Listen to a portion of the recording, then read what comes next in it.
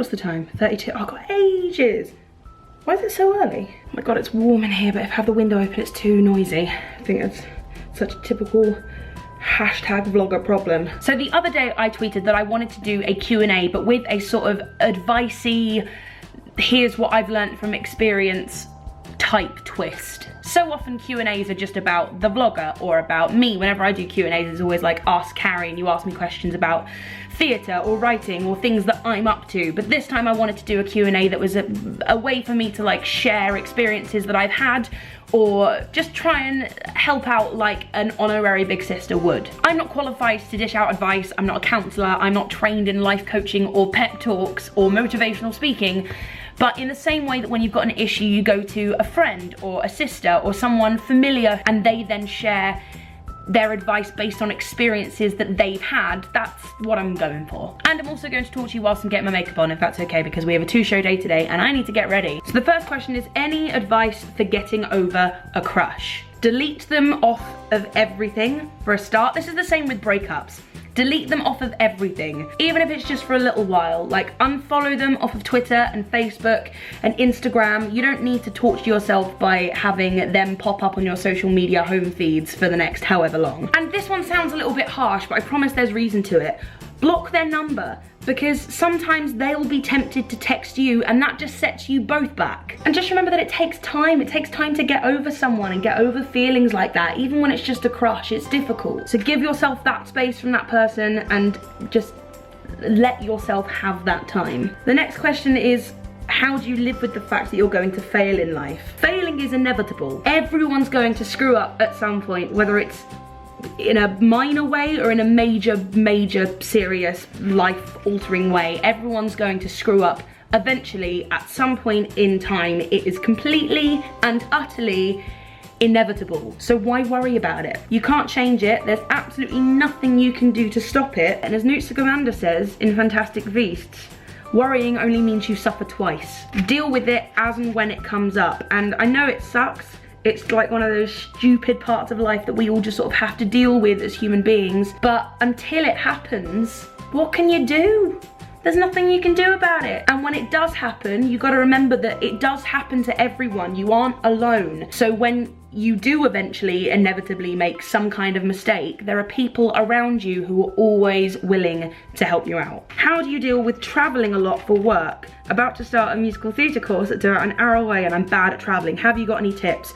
Always remember your headphones and always remember a book. Or if you don't like reading or listening to music, find something that you can do that will fit in your rucksack. Because believe me, those journeys will be utterly unbearably boring if you don't have something to do. On tour, it's not so bad because I don't have your typical commute. You know, I'm sort of traveling once a week. But when I was in Les Mis in town, I had an hour journey there and an hour journey back, all on the train. For a while, I sort of opted for games on my phone, but I just didn't really find it fulfilling. And at the end of that journey, I felt like I didn't really have anything to show for that time. So that's where origami kicked in, and then I started writing. It's always fun when you find something to do that's productive and has a result at the end of it, because then all of that time that could potentially be wasted on a journey ends up resulting in something amazing that you can actually show people that accounts for that time. Constantly doubting writing abilities. I don't think there's a single person in this universe who doesn't have an inner critic or an inner voice that's constantly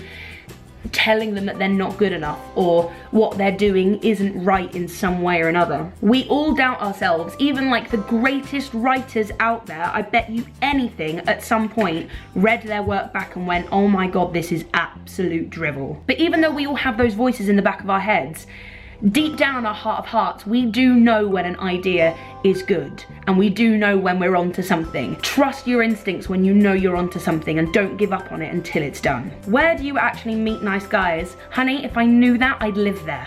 I'm 24 and I still don't know what to do with my life. Nowadays, so much pressure is put on young people at school to figure out what they want to do immediately. Like, we're asking kids, we're asking young people, do you know what you want to do with the rest of your life? Like, when you think about it, that's an insane question, because for so many people it changes. I think you'll find the majority of people aren't doing now what they were doing 10 years ago, and in 10 years time probably won't be doing what they're doing now. Go and do things you enjoy. Take opportunities that you may never have thought you'd ever be given, and it might open a door into something where you suddenly go, oh my god, this is what I want to do with my life. If you say yes to opportunities, other doors may open that you never knew existed. And someone asked about thinking up original plots and how do you come up with ideas for books. Now I find this question or similar questions really difficult to answer, because when people say where did that idea come from, the only thing I can ever think to say is my brain. And it's really hard because unless you attribute your idea to something specific or give it a specific reference and tell someone exactly where the idea came from, you almost feel like you're being accused of not coming up with it yourself or not being original. But first of all, I think we need to be less afraid to say that we've been inspired or influenced by something. Just because you've been influenced by something doesn't necessarily mean you're plagiarizing it. But on the flip side, I feel like we also need to be more okay with owning up to our own ideas and saying, do you know what, actually I came up with that. I sat and thought about it for hours, and you know, maybe I was influenced by something that I saw years ago that's lurking somewhere in my subconscious, but through sitting down and thinking about something and working on this idea for ages, I came up with this story, and it's mine, it's my own original thing, it's my baby. So research into the genre that you're going for or you'd like to write about. Watch movies, listen to music, read books. And just with the nature of inspiration and the way that inspiration works, suddenly ideas will start coming and things will start popping into your head that you never thought before, and pieces of a jigsaw puzzle will start coming together and create the full picture. So I hope you've enjoyed this Q&A. I know it's slightly different from the Q&As that I usually do, but I hope my ramblings haven't bored you to death, and someone's at my door, so I'm gonna go. See you later. Bye.